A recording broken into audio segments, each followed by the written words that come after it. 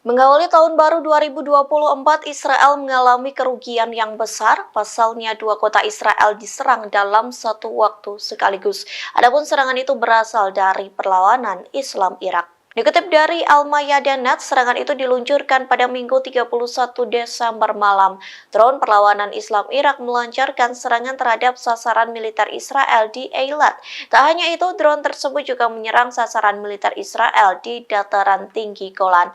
Perlawanan Islam Irak menegaskan serangan itu sebagai bentuk dukungan terhadap rakyat Palestina, khususnya warga Gaza. Pihaknya pun menegaskan bahwa mereka akan terus menargetkan sasaran pendudukan. Beberapa jam sebelum pengumuman tersebut, sirine berbunyi di pemukiman Israel yang berada di Geset dan Sarin. Adapun dua pemukiman itu terletak hampir 300 km dari titik terdekat di wilayah Irak. Sementara perlawanan Irak menegaskan pasukannya akan beralih ke sasaran di wilayah pendudukan paling utara. Di saat yang bersamaan, sekutu Palestina juga menargetkan pangkalan dan aset militer Amerika Serikat di Irak dan Suriah.